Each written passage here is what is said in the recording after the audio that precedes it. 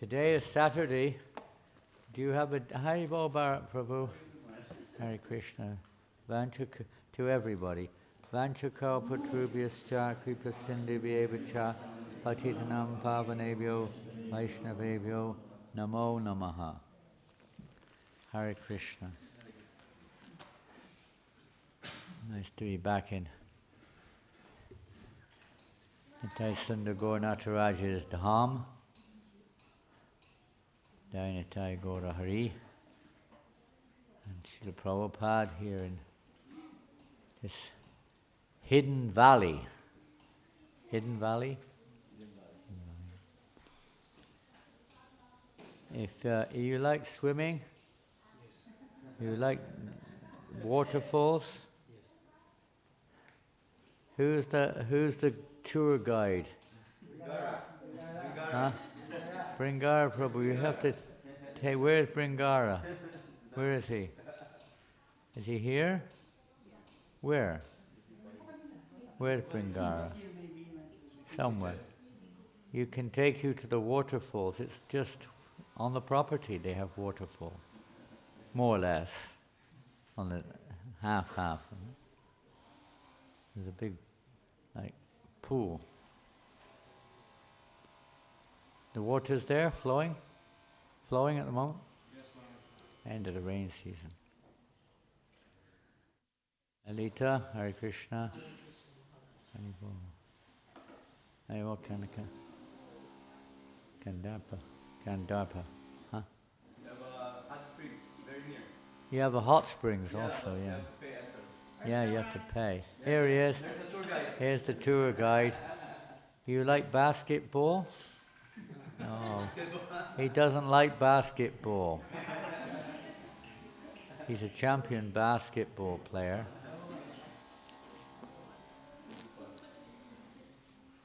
Hare Krishna. So what do you do on Saturday morning? There's no book here at all. You just don't do anything. Is it Bhagavatam or CC on Saturday? What do you read? Bhagavatam. Canto 7, chapter 1. That's the last verse. Text 49. There's only 48 verses. Chapter 1, next chapter. Next chapter already. Verse number 1. Next chapter already. Ah, my favorite chapter. Oh, I can't believe it. My favorite chapter. Hiranyakashipu, the king of the demons.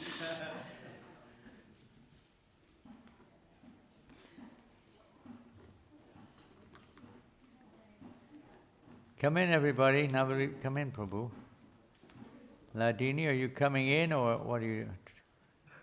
What's that mean? Cooking? Cooking, okay. Gauranga, Govinda, Hare Krishna. Okay, we'll go to Prabhupada. Mathura, everyone. Wonderful.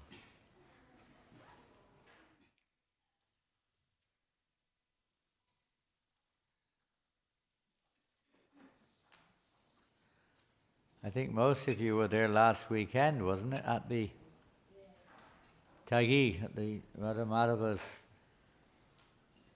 official arrival day, or the next day or the day before or something.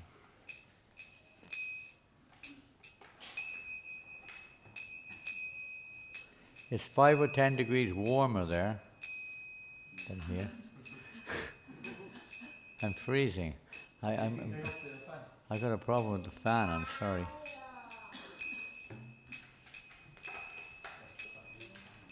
It's not so that it is that cold, it's just my system is exhausted. Temperature's gone down terribly.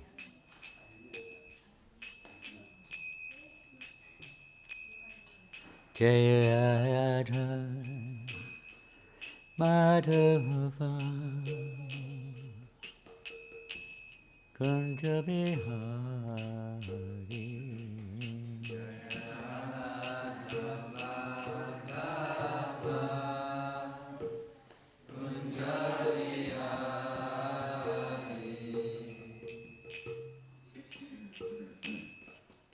Jaya Radha Madhava Kunja Vihari.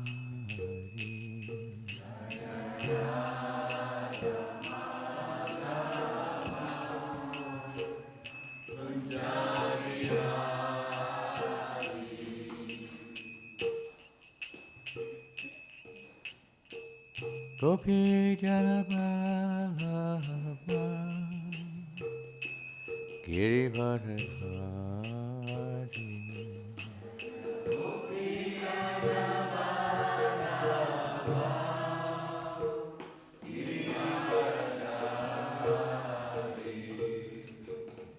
Gopi Jana Vallabha Girivardhari.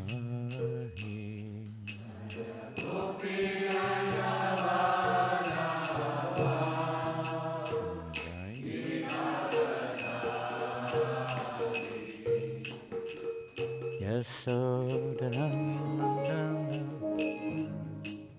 Somebody's playing some music. What was that?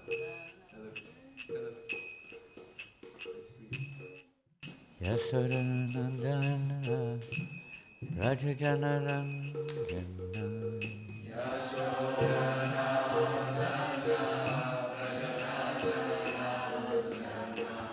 Yasodanandana Vraja Janananda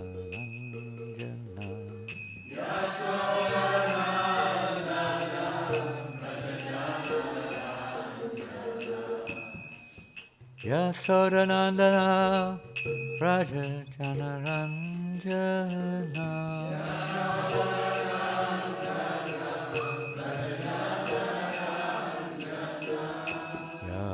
Yamunatira Munachari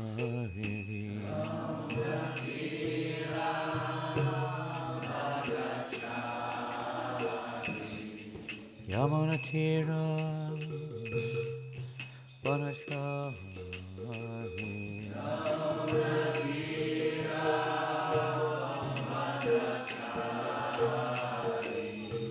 Jaya Radha Madhava Kunja Vihari.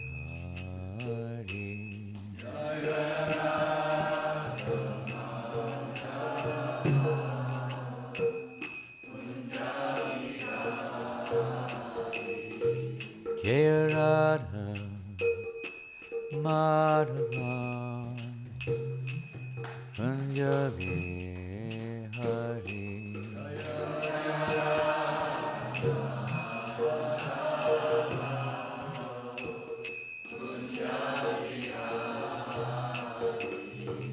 Hare Krishna, Hare Krishna, Krishna Krishna, Hare Hare, Hare Rama, Hare Rama, Rama Rama, Hare Hare, Hare Krishna, Hare Krishna, Krishna Krishna, Hare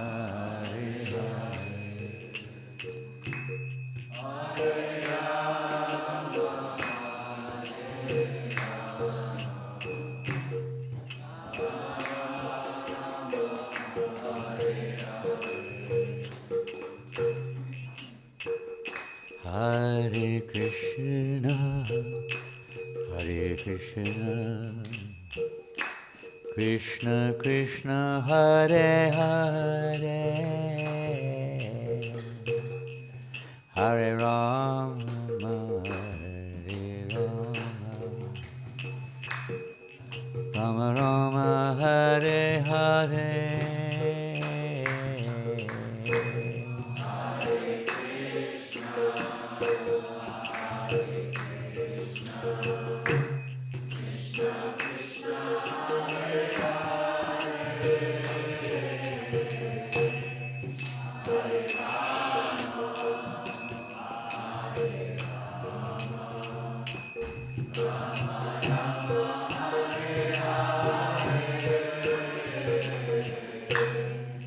Hare Krishna, Hare Krishna, Krishna Krishna, Hare Hare,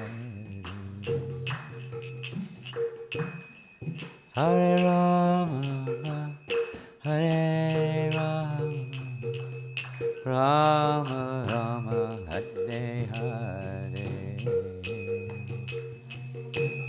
Hare Krishna, Hare Krishna, Krishna Krishna,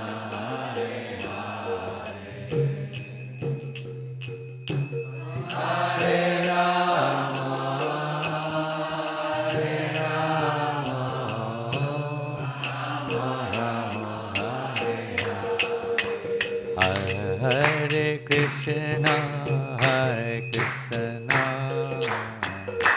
Krishna Krishna, Hare Hare, Hare Ram, Hare Ram, Rama Rama, Hare Hare, Hare Krishna, Hare Krishna,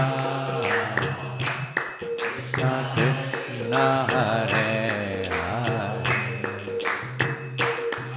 Hare Rama, Hare Rama,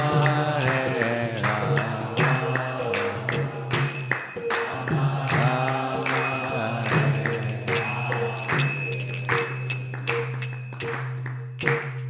Go Premanandi. Srila Prabhupada ki jai. Shri Nitai Sundar Nataraj ki. Shri Danitai Gaur Hari ki. Vraja Eco Village ki. Guntraj Srimad Bhagavatam ki jai. Shri Hiranyakashipu ki jai. Oh, sorry.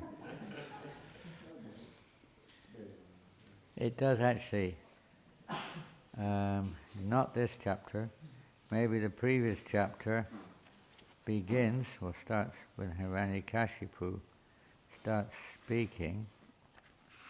It addresses him as, I don't know where it is anyway. It says, Sri Hiranyakashipu Avacha. And the blessed Hiranyakashipu, it says. Maybe it's the next chapter, but the chapter nearby here, it said, the translation Prabhupada says, the blessed Hiranyakashipu said. They kind of go, ooh, when you hear Hiranyakashipu, a number one demon or something, but he's very blessed. As you know, he's not ordinary demon. A devotee playing the role of a demon, voluntarily, for the Lord's pleasure. If the Lord wants you to be a demon, then that's your service to the Lord. Not a bad job, actually. You can enjoy the material world and then go back to Godhead, huh? Not a bad. Sounds pretty good to me. Huh? Enjoy it to the max.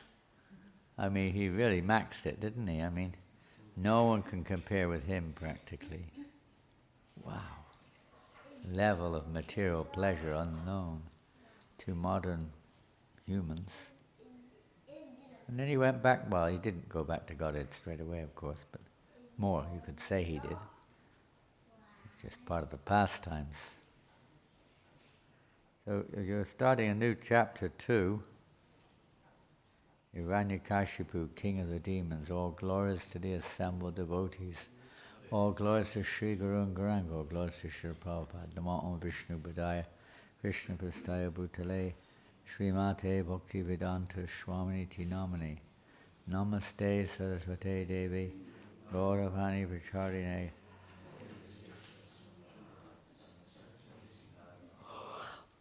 Om Namo Bhagavate Vasudevaya. Om Namo Bhagavate Vasudevaya. Om Namo Bhagavate Vasudevaya.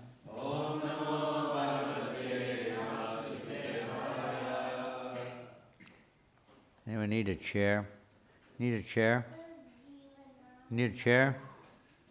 Anyone need a chair?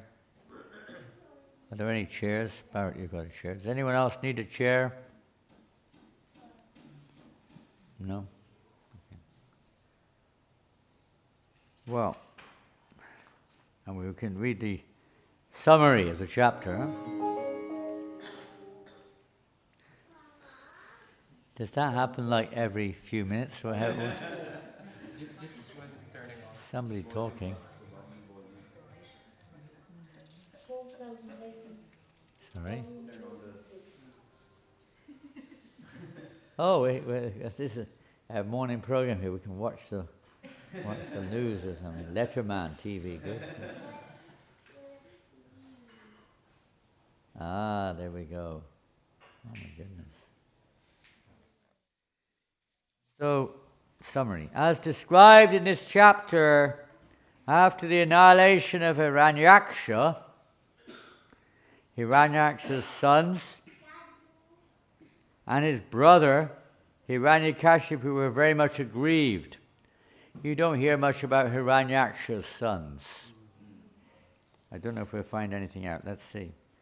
Hiranyakashipu reacted very sinfully by trying to diminish the religious activities of people in general.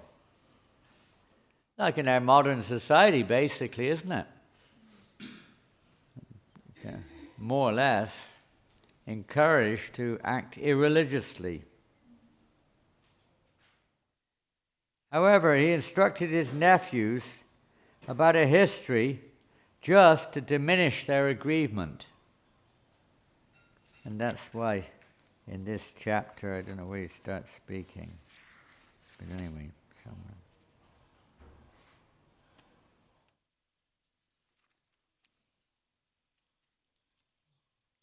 Maybe it's not in this chapter, but one chapter he does. In this chapter he speaks high philosophy. The demons, the real big demons, they're often more learned in the Shastras than the devotees. He said Hiranyakashipu, Ravana particularly, was extremely learned. Nobody, even the big scholars, Vaishnava scholars, couldn't defeat him. It's even said sometimes he was like equal with Narada Muni practically. They had great talents, musical talents, great learning. Their problem was simple, they misused it. In modern society, we see that many of the leaders of society, they're relatively speaking learned. Relatively materially, of course. Intelligent.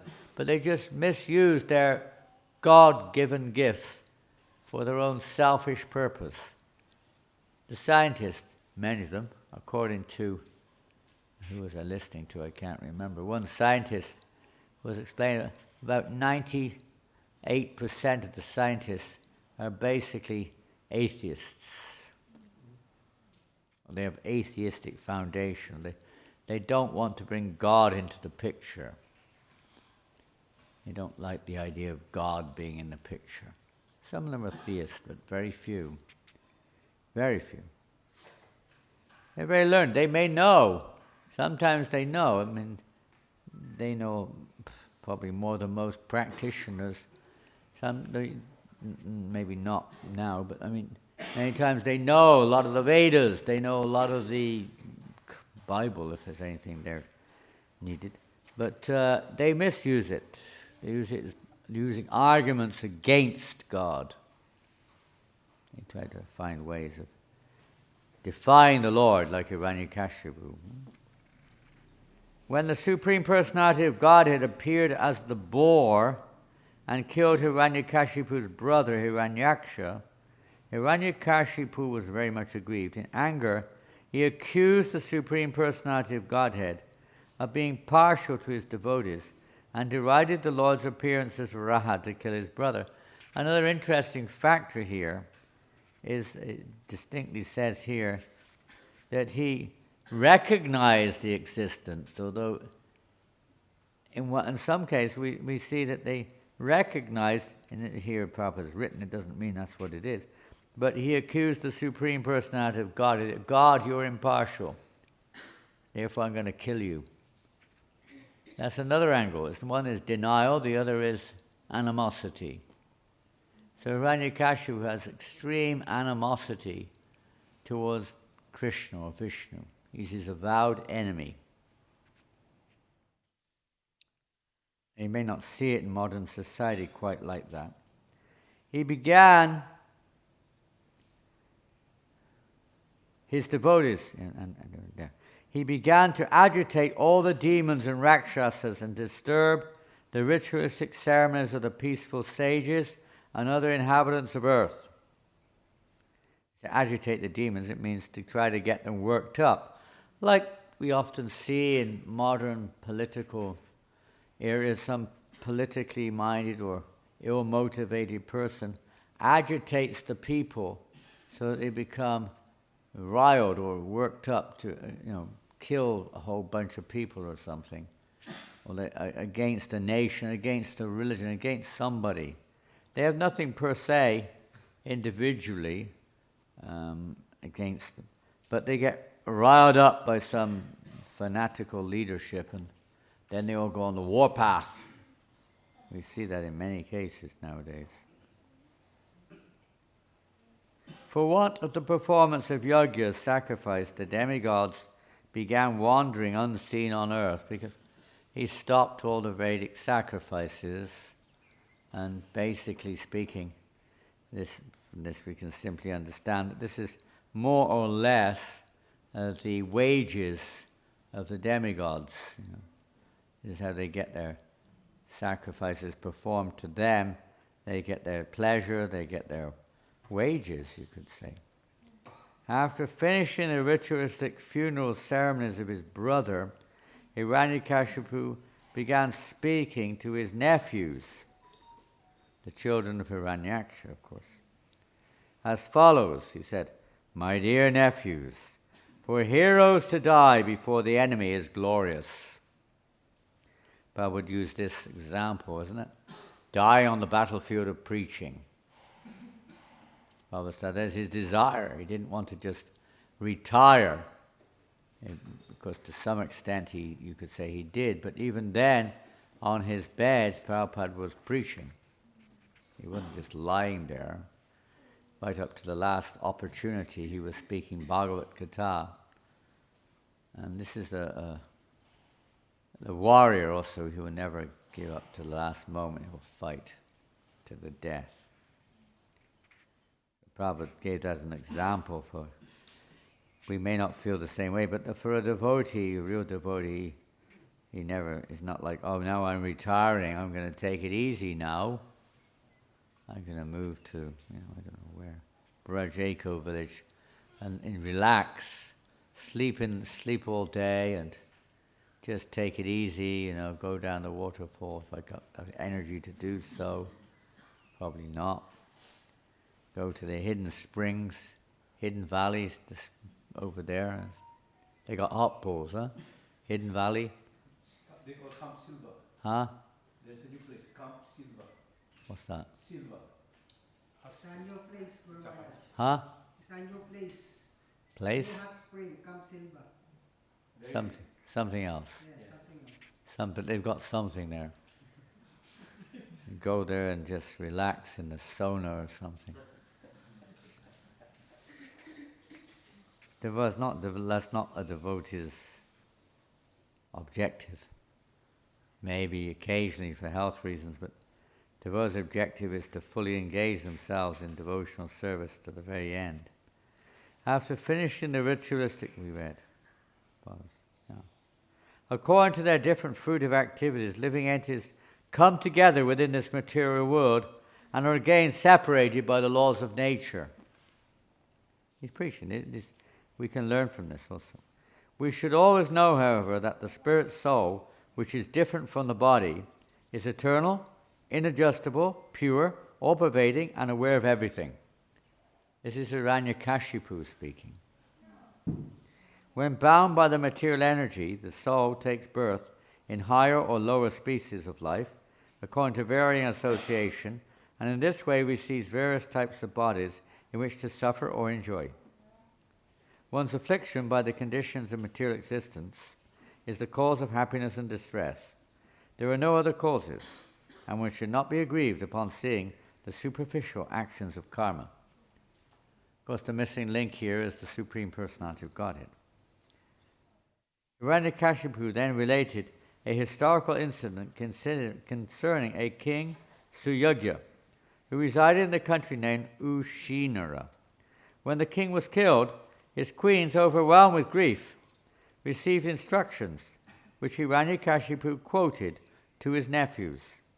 Hiranyakashipu related an account of a Kalinga bird pierced by the arrow of a hunter while lamenting for his wife, who had also been shot by the same hunter. By narrating these stories, Hiranyakashipu pacified his nephews and other relatives and relieved them of lamentation. Thus, having been pacified, Diti and Rusha Banu, Hiranyakashipu's mother and sister-in-law, the wife of Hiranyaksha, was known Rushabanu. Rushabanu. Anyone here? Have you ever heard of a devotee with the name Mataji Rushabanu? Rushabanu Devi Dasi. Her husband's name's Hiranyaksha.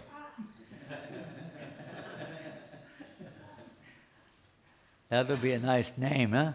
I don't think any devotees have the name Hiranyaksha. Maybe some, I don't know. Hiranyaksha, what's it? I think like Gautama or something. The enemy of Hiranyaksha. I don't know if there's anyone that name. Now the problem with giving names like that is that everyone calls you Hiranyaksha. They don't call you by your full name. We have devotees with names like, we had one Trinavarta Gautama in England, everyone called him Trinavarta. Another devotee in England called Keshi Nasudan, everyone calls him Keshi. Well, they are special people, but they're playing the role of a demon, so it's not a very correct thing in the sense to do. But devotees do that, so we generally choose names which are shortened. Everyone shortens the name, a name which isn't derogatory. And that's the end of the summary of this chapter. So we'll go on to the first verse. Srinaru Vacha Vratari Evang Vinihate Harina Kodamurtina Hiranyakashipu Rajan Payatapyad Rusha Shucha Srinaru Vacha Brataryevang Vinihate Harina Krodamurtina Hiranyakashipu Rajan Payatapyad Rusha Shucha Srinaru Vacha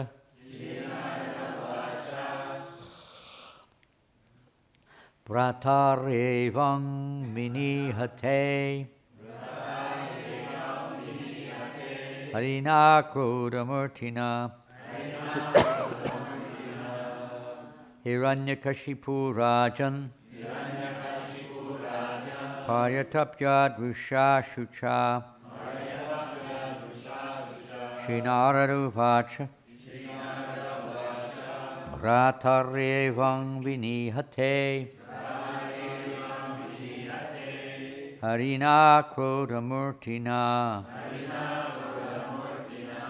Hiranyakashipu Rajan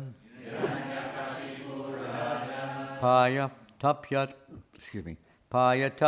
Rusha Shucha. One or two devotees like to chant. Sri Narada Vacha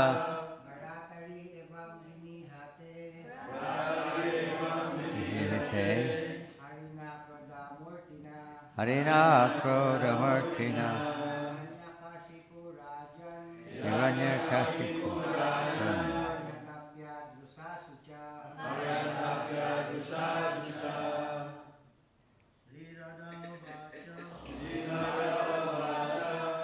Tarevam Vinayate Harina Pradamurtina Hiranyakashipu Rajan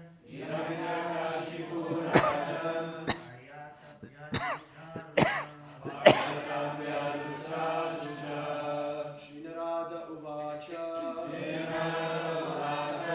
Ratari Evam Vinihate Harina Krodha Murtina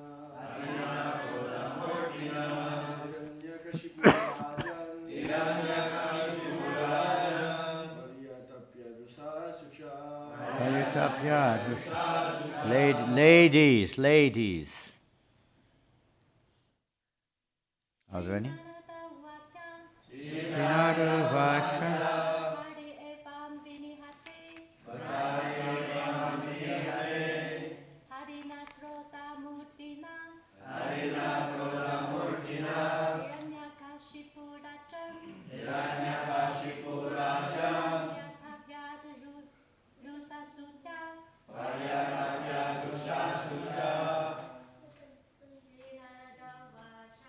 Srinada Vacha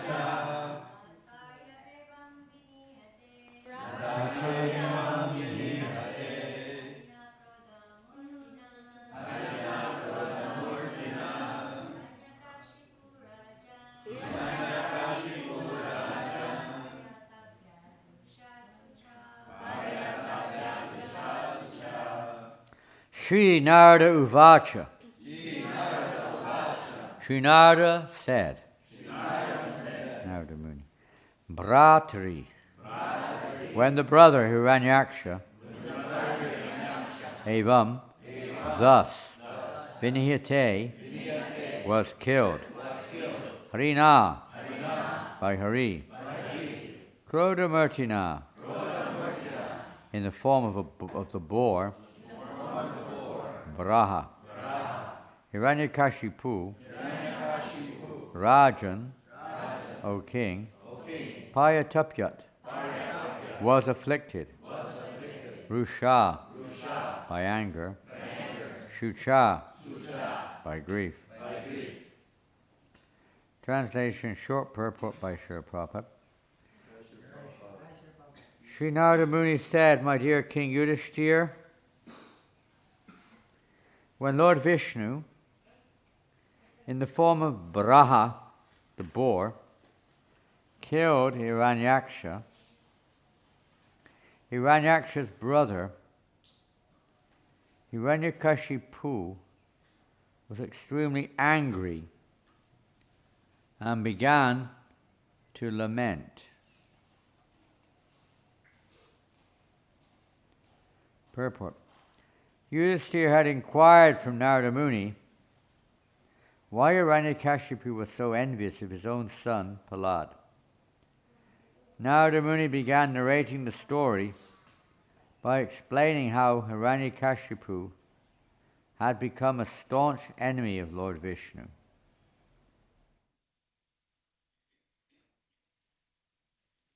We'll go on to the next verse. Ahachedam rushapurna sandasya dashana chadaha kopajvalad bhyam chakshubhyam nirikshan dumram ambaram. Filled with rage and biting his lips, Hiranyakashipu gazed at the sky with eyes that blazed in anger, making the whole sky smoky. Like powerful glance, huh? Smoke coming out of his eyes. His eyes were so hot. Rage made the sky smoky. Thus he began to speak. Purport. As usual, the demon is envious of the Supreme Personality of Godhead and is inimical toward him. They know about Vishnu, at least these demons do, modern demons don't. But he knew about Vishnu. He knew Vishnu. They may even say he's the Supreme Person, but he hated him. These are the real enemies, real demons. These were Hiranyakashipu's external bodily features as he considered how to kill Lord Vishnu and devastate his kingdom, Vaikuntha-loka.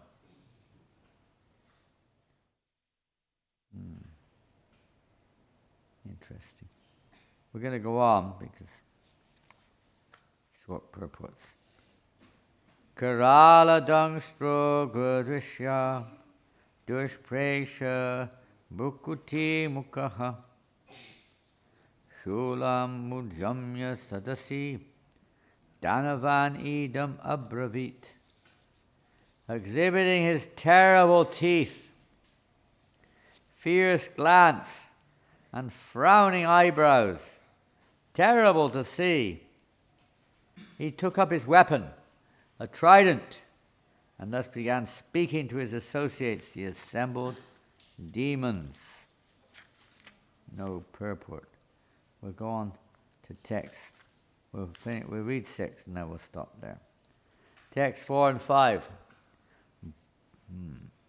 Bo bo danava daiteya dvimurdhang triyaksha shambara shatabaho hayagriva namuche paka ilavila viprachite mama vachaha puloman Shakunadayaha Shrinutanam taram sarve kriyatam ashu machiram. O Danavas and Daityas, O Dvimurdha, Triyaksha, Shambara, and Shatabahu, O Hayagriva, Namuchi, Paka, and Ilvala, O Viprachiti, Puloman, Shakuna, and other demons. All of you, kindly hear me attentively, and then act according to my words without delay.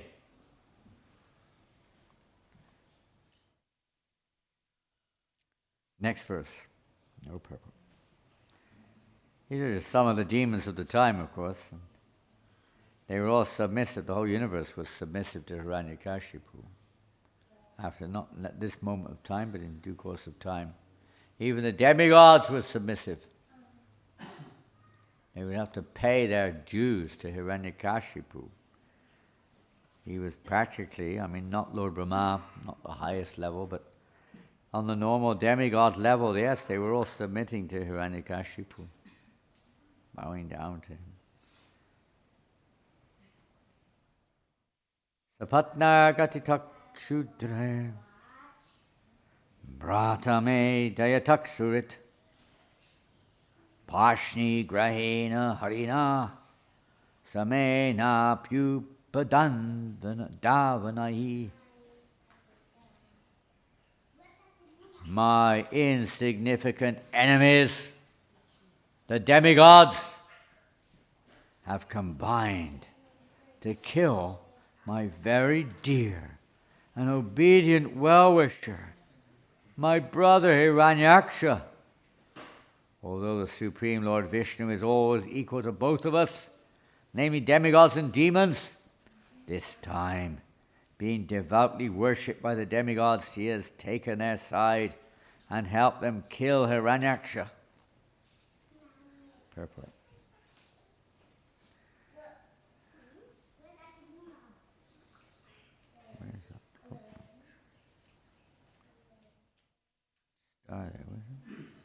There's a footnote which we'll read first. It's to do with the translation. Both the demons and demigods understand the Supreme Personality of Godhead to be the supreme master. So these are the real demons. Huh? But the demigods follow the master, whereas the demons defy him. Thus the demigods and demons are compared to the two co-wives of one husband. And in one sense, that's not difficult to understand. That their mothers, Diti was the mother of the demons, and Aditi was the mother of the demigods. And Kashyapa Muni was the husband of both Diti and Aditi, so they had the same father. The mothers were different, and they gave birth to demons and demigods. Co-wives of one husband. Each wife is the Sapatni co-wife of the other, and therefore the word Sapatnai is used here. They're cousin brothers. Cousin brothers. They're just like brothers, really. They have the same father, different mothers. They're brothers, but as in, we sometimes see in families, sometimes the brothers become inimical towards each other sometimes. Even killing goes on sometimes. So here they're very inimical towards each other. In the purport, Prabhupada writes, as stated in the Bhagavad Gita, Samohang Sarva Bhuteshu, the Lord is equal to all living beings. Since the demigods and demons are both living entities, how is it possible the Lord was partial to one class of living beings and opposed to another? Actually, it is not possible for the Lord to be partial. Nonetheless, since the demigods, the devotees, always strictly follow the Lord's order, because of sincerity they are victorious over the demons, who know that the Supreme Lord is Vishnu, but do not follow his instructions. Because of constantly remembering the Supreme Personality of Godhead, Vishnu, the demons generally attain Sayogya Mukti after death. Quite often the demons are more, even in modern day world, it's not on the personal level of this, but there's one famous atheist, he's not, so it's a scientist, I think he's more of a, I don't know what he is. Name's Richard Dawkins. Kind of, what is, I don't know what they call him. Anthropologist or something, I'm not sure. But he's written one book, God's Delusion. And it's all about, God doesn't exist. He talks more about God than the Bible talks about God. Practically. But he's trying to kill him, basically. But absorbed, the whole book, absorption in God. So, of course, it's not a personal thing in this case, but in the case of these demons, they know Vishnu is God, but they hate him. So they may be killed by the Lord, and they attain Sayogya Mukti, merging into the Brahmajyoti. The demon Hiranyakashipu accused the Lord of being partial because the demigods worshipped him, but in fact the Lord, like the government, is not partial at all. Right? In Philippines, the government's not partial. Equal to all, right? America, equal to all, right? Everywhere. Well, the leaders of the world are all perfectly equipoised and impartial and equal to all, including the animals, everybody, yeah? They treat everyone as their, to serve everyone, to satisfy everyone's needs. And selfless, completely selfless, aren't they? The leaders of the world are selfless. They never think of their own, let's say, maybe look after themselves, but they never think of, exploiting anyone for their own position or wealth or power. They're always very selfless leaders. Huh? It would be nice. It would be nice. But generally that's not the case. Usually the leaders, like everyone else in one sense, is out for their own gain. Huh? Pretty much. Maybe collectively. Oftentimes they appoint their own family members, in power, or reward them with various contracts so they can make a lot of money through the contracts.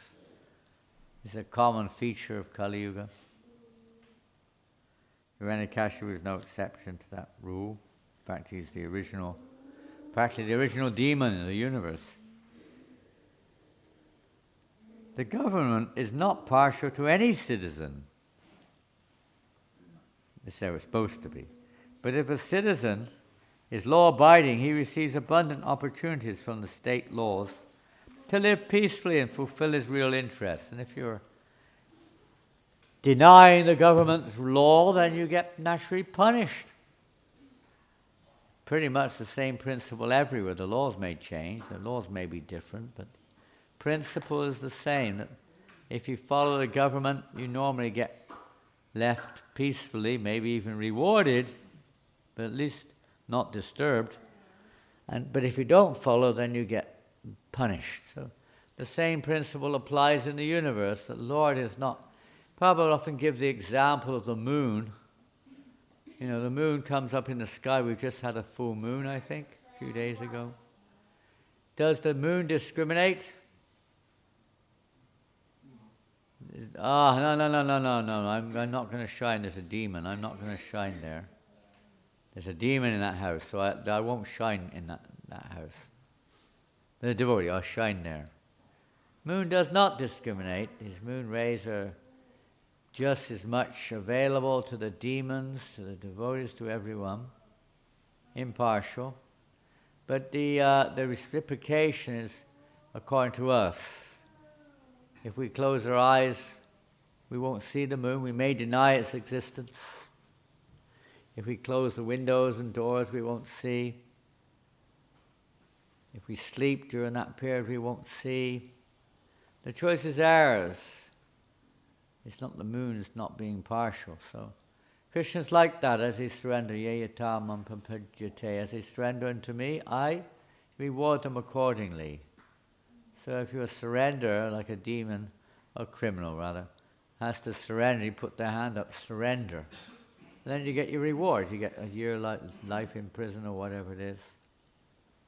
You have to surrender as they surrender unto me. The demons eventually have to surrender. And they get their punishment or reward accordingly. And it's not Krishna himself. He's actually, this question came up in the previous chapter, I believe. The Supreme Lord is equal to everyone. And there, the discussion there is of, what's his name? Shishupal. How Krishna killed Shishupal. Seemed a bit unfair. The poor Shishupal was talking very nicely about Krishna, wasn't he? Shishupal was glorifying Krishna with his words. Krishna didn't like him and, just chopped his head off like that, right? Completely, unfair, right? Can't trust him. You stood there glorifying Krishna. The next minute, whoop, off comes your head. What type of equal God is this? Huh?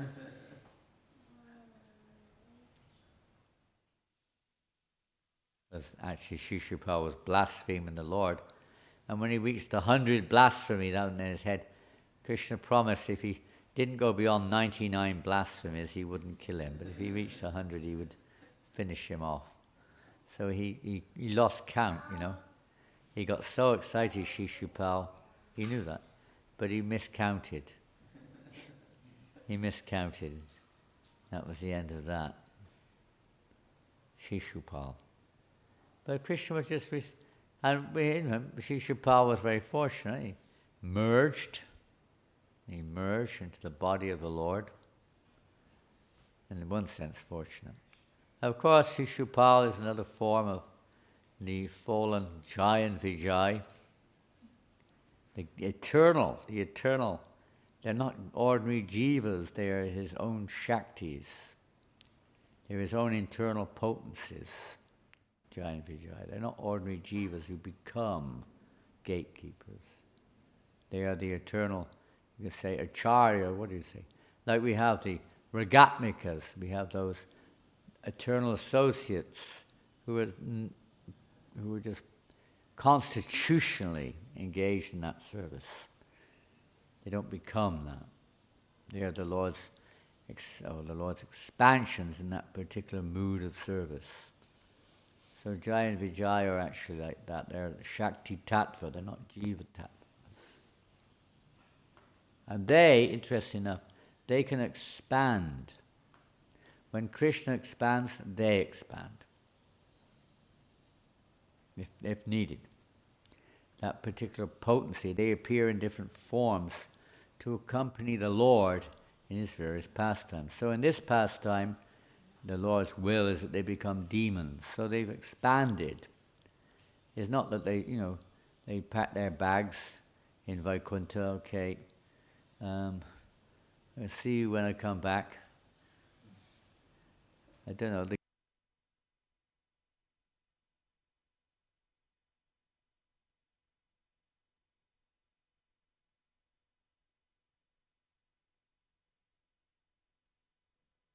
But actually, it's not that they weren't there anymore. They just expanded themselves into another lila, that's all.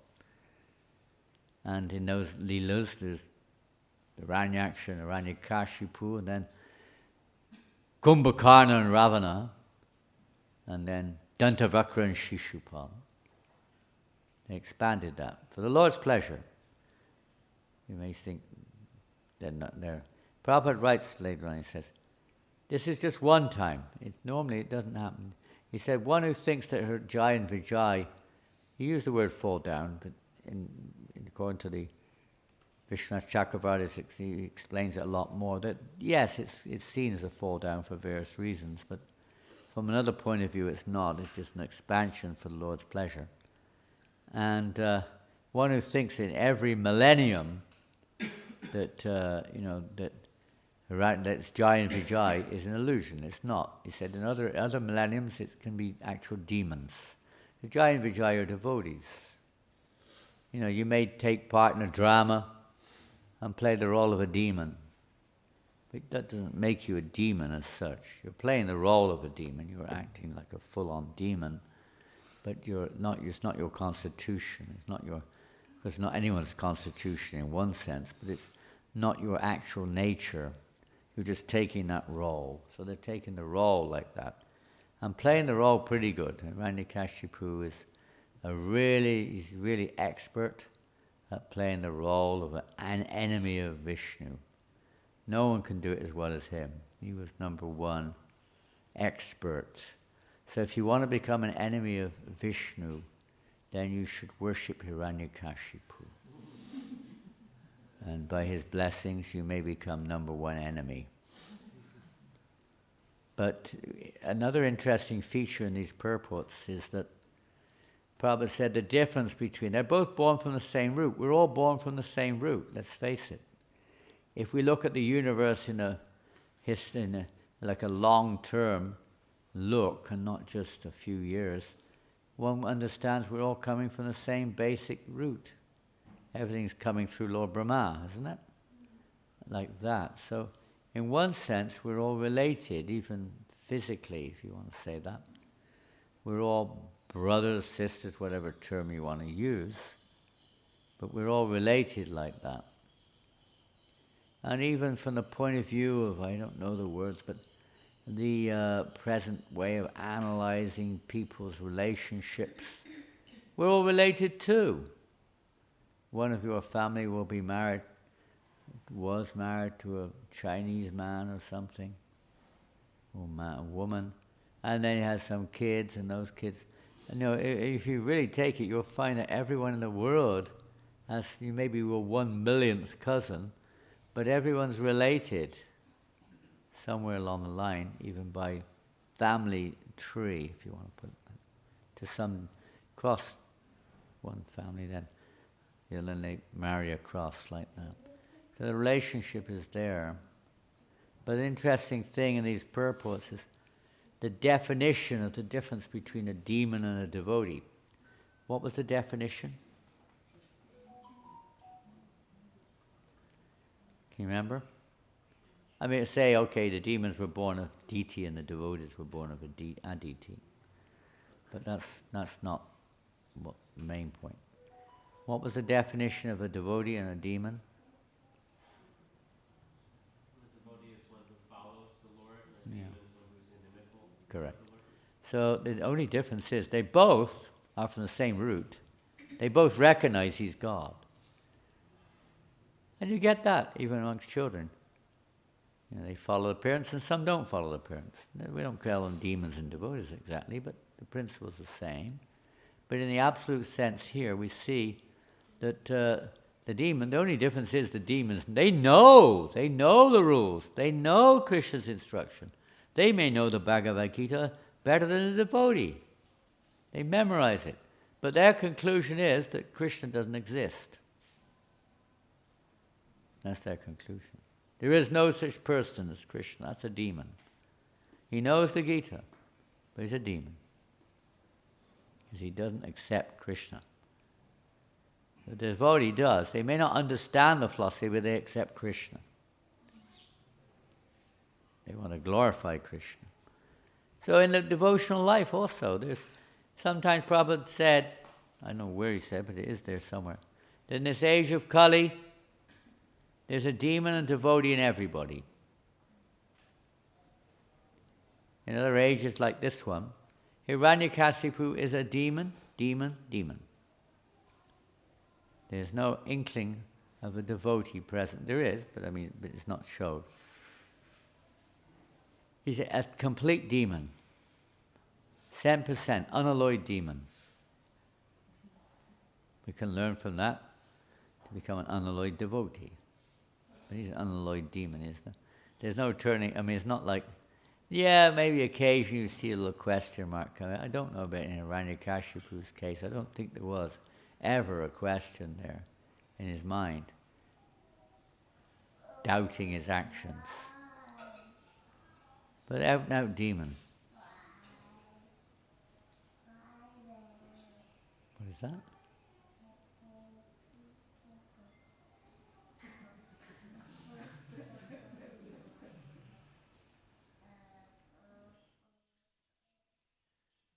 Oh, I see. Okay, I couldn't see him. He was hiding underneath there. Jai. So Hiranyakashipu, we may have that in our own devotional lives sometimes. And what's the difference between a sincere devotee and one who's not? Prabhupada said here, use the word sincere also. The demigods are sincere, he said. So what is a sincere devotee? One who sees sin? Sincere? What's a sincere devotee?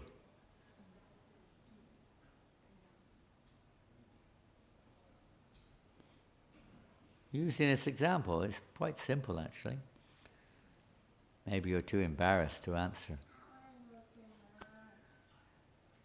What's a sincere devotee?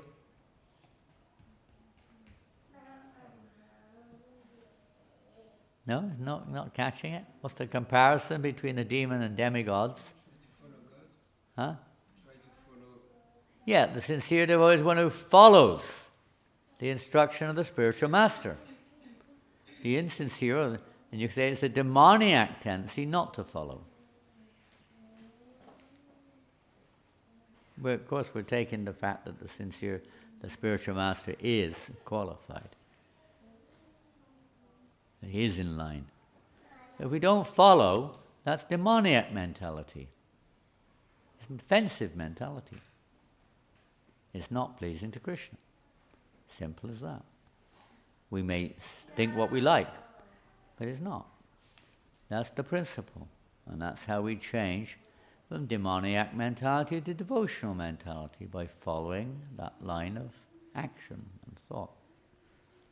Otherwise we maintain our demoniac, even in the name of devotional service, we may still have a demoniac approach, or let's say insincere approach, put it a little less strongly. And we don't want to follow. We want to follow what we want to follow. I did it my way. You heard that song? I'm surprised you've ever heard of it. It's back in, I don't know, 50s or something. It's an old song. Frank Sinatra, isn't it? So, of course, if you're from America, they still worship Frank Sinatra.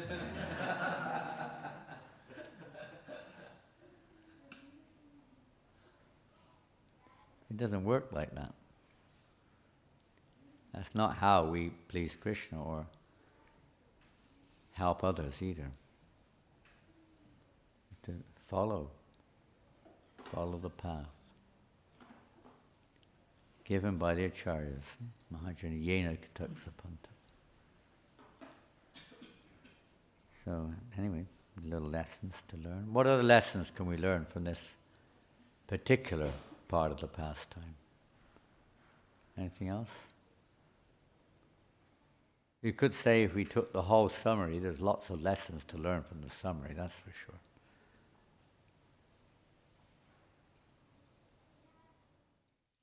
By following the government or God, we fulfill our real interests. Yeah, taking that more down to earth. By following the government, what happens?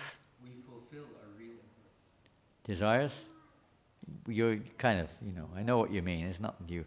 By following the government, you will fulfill your real desires, but you won't be disturbed, at least, Your real desire may be not within the grasp of the government's capacity, even materially, what to speak of spiritually. If the government is a God-conscious government, you could say, for sure, at least they'll facilitate that. But Prabhupada used God, by following the government, that you will be, at least you'll be peaceful and happy in society. They're not going to lock you up in a jail somewhere. They're not going to beat you. They may actually, even if you follow, but that's the corruption of this age of which we're in. But in normal situations, they won't. You'll get maybe a reward if you follow the government, but if you don't follow, which we heard earlier on, then you're liable to be punished, isn't it? Same thing applies. You could use the same example again, even in devotional service. If we don't follow the direction of Guru Shastra Sadhu, then we have to remain in our, materialistic existence, suffering, birth and death. The instructions of the Parampara, the instructions of Shastra are meant to deliver us. And it's not like, some kind of, what do we say, just like that. The way they deliver us is like Srila Prabhupada, when he came to Boston, he wrote Markandeya Bhagavat Dharma. And there he's describing, one example was given. He's describing how the words of the Srimad Bhagavatam, anyone who hears these words will be delivered. Therefore, my Lord, I'm praying to you to please give them, allow them to understand your message. Understand it.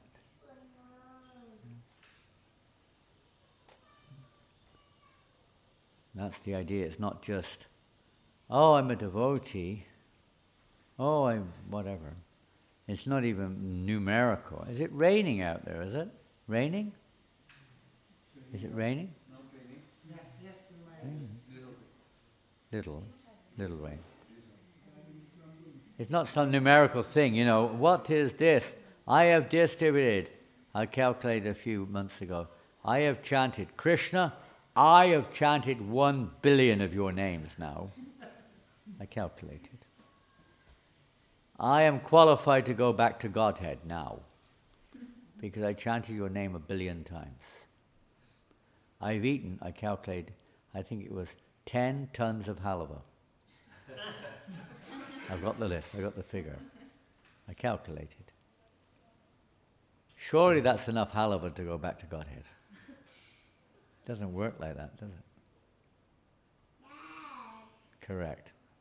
No. Maharaj, how do we identify that we have demoniac mentality? How do you identify we have demoniac mentality? Interesting.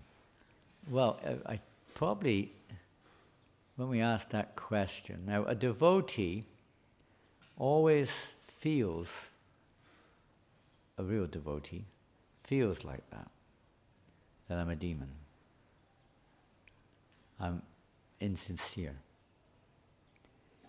If we don't feel like that, if we think that we're, oh, such a good devotee, then quite likely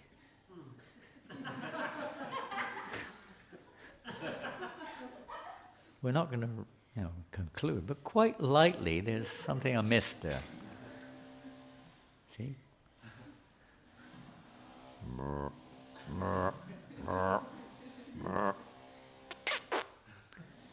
Quite something amiss.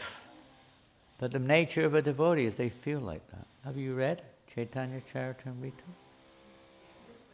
A little bit. And everywhere you'll see that the genuine Vaishnava never considers himself a Vaishnava. They consider themselves sinner. And they don't just say it to attract, attention. They actually feel it. Unless we're feeling that, then there's still an element of that there within us. Now, don't get depressed about that. We should be encouraged. But there will be that element within us. Doubts come in. Doubts are likened to demons. Doubts come. When doubts come, we know that's not a bad thing necessarily, but it is indicative of some, demoniac hangover. You have to clear it up, that's all. It's necessary to come up, practically speaking, in order to flush it out. If we're losing our attraction for hearing and chanting, if we're losing our attraction for following authority, if we're losing our attraction for whatever it is, service, etc., then we understand that that's not a good sign. Not a good sign. If we're not becoming more attracted to the association of devotees, that's not a good sign. If we're becoming more attracted to material objects, that's not a good sign. If we're becoming, even though we may still have these attractions in the material world due to our past conditioning, but we're becoming more and more enthusiastic to surrender to whatever happens in the association of devotees. We're not reacting like Hiranyakashipu did. When things don't go our way, we bite our lips and, show our teeth and go into a rage. He offended me! He offended me! Me! He offended me! I'll get my own back on him! Social media! Now! Bong! That's definitely a demoniac sign. We want to get somebody else back, isn't it? Get revenge. This is the demoniac mentality. Whether it's a little bit or a big bit, it's still the same thing. Whether you steal a cucumber or you steal €1 billion of gold, it's still theft. Its tendency is there, finding fault in others, criticizing others, trying to pull them down, try to put ourselves up, justify myself. These are all demoniac mentalities. And probably we have a few of those. Probably, which holds us back, you could say. Takes time. And we have tried to learn our lessons, but sometimes we seem to take the same lesson over and over again and don't seem to, see it. We don't see it. We're not here to do things, we're here to change our hearts. Doing things is only valuable to the extent that it changes the heart. Buildings, temples are of no value unless it facilitates the change of heart. Everything's for that purpose. The change of heart is not just for myself, it's actually change of heart so the heart becomes pleasing to Krishna. He doesn't need all these things. He doesn't even need all the beautiful preparations you cook. He's looking for our attitude. It's the attitude which we have. Trying to change it, it just takes time, that's all. Transforming our consciousness away from me in the center to Krishna in the center. Demonic mentality is when we see ourselves in the center. And that can be probably perceived by how we react to situations more than anything else. It's not always what we do. It can be seen like that, but especially how we react to situations. A big topic, because every situation has its uniqueness, but how we react, how much we put Krishna in the center, how much we put ourselves in the center. You know, it's like you may get you may be very learned and people may be worshipping you, and then when something doesn't go, you get all uptight. When you don't get what you want, you get really disturbed. This is the wrong attitude. Here's what you could be, if you were really on a high level, you could be teaching people like that, but generally it's not the case. You feel offended. If you feel offended, this is a demonic mentality. A hangover, at least. And divine mentality, if someone offends another devotee or Krishna, then you do react. That's positive. Again, it depends. It's not black and white necessarily. You may have self-motivation involved there too. But in principle, it's like that. As much as we're putting ourselves in the center, that's the demonic mentality. As much as we're putting Krishna in the center. So the transformation in Vedic society, or any culture, religion, everything, is we try to follow the law of God. That means we may not love God, we may not understand God, we may not even think it's God, but we're following the will of God. So that's how the transformation takes place, by following His will, through religious practice. Varnashram, following the Varnashram, traditionally. Like that. We have to see.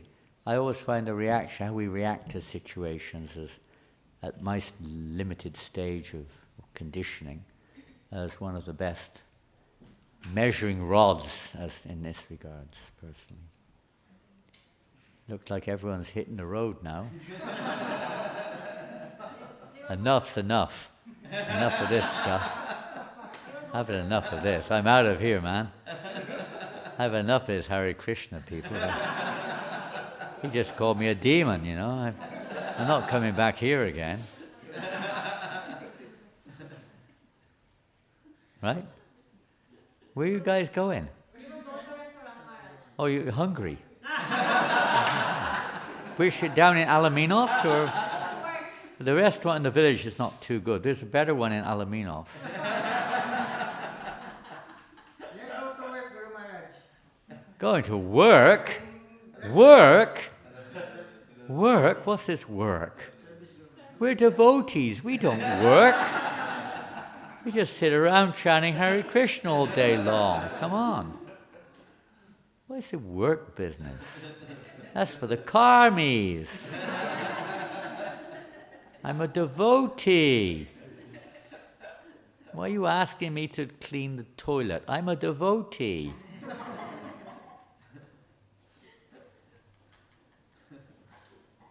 Well, have a nice time. I hope you have some nice prasadam in the restaurant. Hare Krishna, have a good day. Hari Bol, take it away. Okay, we better finish. I'm pretty. It's been an intensive few months. I think, how many minutes have I taken break in the last 2 or 3 months? I don't think we've taken a minute's break, I don't think, for about 3 months. Whatever, I don't know what a break is, to be honest. I'll find out when it happens. Unfortunately, it does sometimes happen and you break. But sometimes you have to use a little common sense. But it's been a pretty intensive few months since the beginning, especially since the beginning of the Prabhupada book marathon. I'm sure you did millions of Bhagavad Gitas here during December. I saw the scores this morning, but so Vraja Eco Village, they did report their scores, I saw it. I don't know if you sent it to the newsletter, but at least the scores were recorded. Who's in charge of the reporting of the scores? I heard it was Govinda. He just went out, He just left. But Prabhupada liked to see that. There's always going to be a mixture, we're not going from demoniac to divine just like that. There's always going to be a mixture. We just have to try to keep putting in the divine, and gradually the demoniac will be, diminished. Hear and chant in the association of devotees. Try to hear the holy name very carefully. This is the medicine to cure us of this, whatever it is, whatever disease we've got. The careful, attentive, submissive hearing of the holy name, and the willingness to serve devotees. Try to serve the devotees. We may make mistakes, we may object to it sometimes, but we try. The mind is sometimes friend, sometimes enemy. Demoniac mentality is against the will of the Lord. Something against. So I guess I don't know what the plan is today. I told Sridham Prabhu, is he here? Yeah, Prabhu Haribol Sridham, that I'm too tired to go on Harinam today. No, I don't normally say that, but I must say I am. So others can go, that would be nice if you want, that's fine. But I'm declining on this occasion. Plus we have very little time here in the village, so I have to utilize my time a little bit, otherwise we're here tomorrow. I don't know, I think we are, I don't know, maybe we won't be, but we're planning to be here tomorrow. And I suppose if we're fit, we may be in the temple room tonight. Nothing's confirmed, but if we're fit, we may be.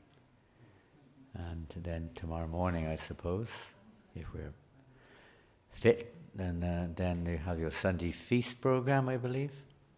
Then that'll be kind of it, I guess. And we leave early, not early, fairly early Monday morning. I think we have to leave here about 8 o'clock or something like that, I think. Something like 8 o'clock. We're flying, if Krishna allows, we're booked to fly to Mayapur. I'm arriving on the last day of the GBC meetings.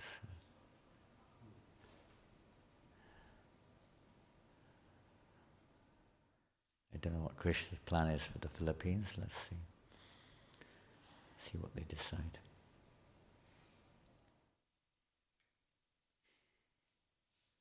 You need some warm clothes? Are you cold? Okay. It's much cooler here than, I don't know, between at least 5 degrees, maybe more, cooler here. I felt very cold. I'm kind of a little okay now, but when I arrived I got really cold. So thank you all very much for tolerating Bhakti Siddhanta Maharaj yesterday, his Avirbhav, his appearance day. One famous statement of Bhakti Siddhanta Maharaj is that the first principle of the members of the mat is to learn to tolerate. It happens like that because we must develop this mood of tolerance. If we can't tolerate, then that's another demoniac sign. You have to, we mentioned briefly some things you may not tolerate, but the general principle of self-tolerance must be cultivated. And when we get offended or things don't go the way we are, that is Krishna's mercy to help us to understand the importance of tolerance. Without that, there's trinadapi sinicena toropi sishna. There's no way we're going to develop attraction for the holy name because the Lord won't reciprocate. Then chanting will go on, you may get some material buzz, but you won't get the association of the name.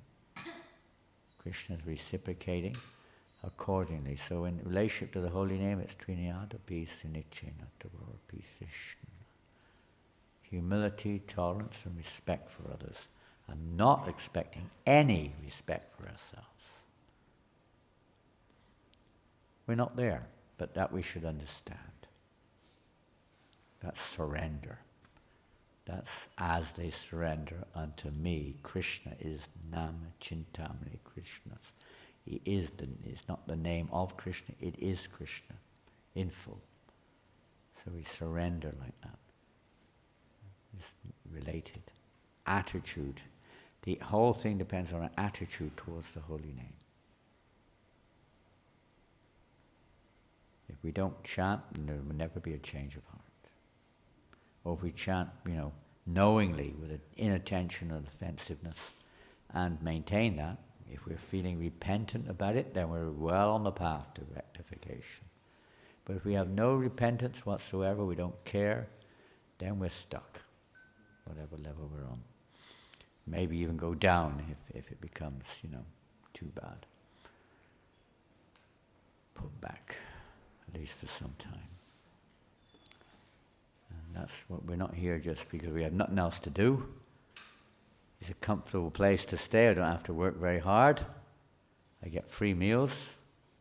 I get a nice room to stay. Nobody asks me to do very much. And that's not what we're here for, is it? That's not what we're here for. We're here to surrender. You may not think like that, but that's really what we should be thinking. How to surrender. What it means to surrender. Best not to surrender like Hiranyakashipu surrendered.